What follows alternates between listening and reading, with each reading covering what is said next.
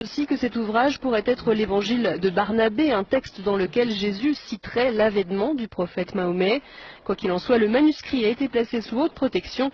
Il serait estimé à plus de 17 millions d'euros. Cette Bible soutient que Jésus n'a pas été crucifié, le Vatican est sidéré. Cette Bible a été découverte et gardée secrète, en 2000 et contient l'évangile de Barnabé, un disciple du Christ, qui soutient que Jésus n'a pas été crucifié, qu'il n'était pas le Fils de Dieu, mais bien un prophète. Cette Bible soutient aussi que l'apôtre Paul est appelé l'imposteur, que Jésus a fait son ascension tout en restant vivant et que c'est Judas Iscariote qui a été crucifié à sa place. Authenticité selon les rapports, les experts et les autorités religieuses, à Téhéran, insistent sur le fait que le livre est un original. Il est écrit avec des lettres dorées, sur du cuir relié et il est écrit dans la langue araméenne, qui était la langue parlée par Jésus. Le texte principal maintient une vision similaire à celle de l'islam, contredisant les enseignements du Nouveau Testament de la chrétienté.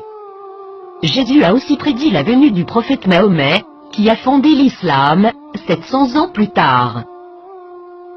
Plusieurs croient que, durant le concile de Nicée, l'Église catholique a choisi la forme qu'aurait la Bible, omettant l'évangile de Barnabé, parmi d'autres, et favorisant les 4 évangiles que nous connaissons aujourd'hui. De nombreux textes bibliques ont commencé à faire surface depuis ce temps, incluant ceux de la Mère morte et les évangiles gnostiques, mais cette Bible semble tout particulièrement inquiéter le Vatican.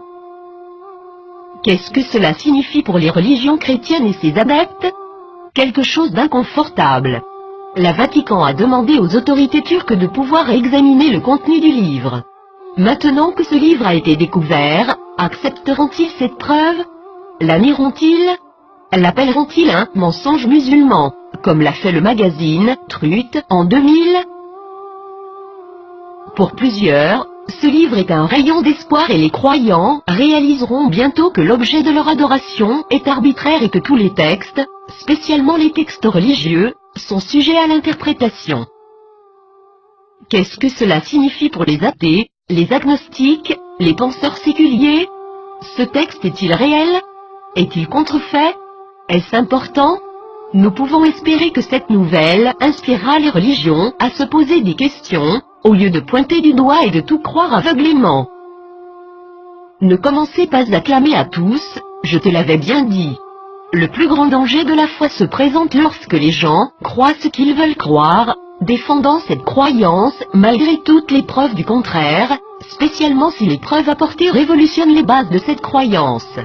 Et le grand coupable, dans tout cela, est le piège de l'ego, rejeter, critiquer les autres parce qu'ils ne sont pas comme vous.